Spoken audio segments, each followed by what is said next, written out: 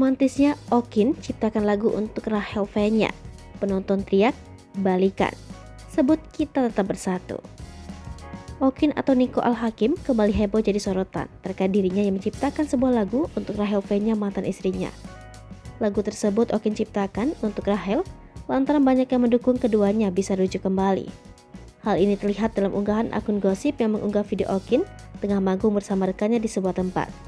Dengan lantang, Okin mengaku menciptakan lagu untuk Rachel V-nya, seakan menunjukkan jika mereka bahagia dan menerima keadaan.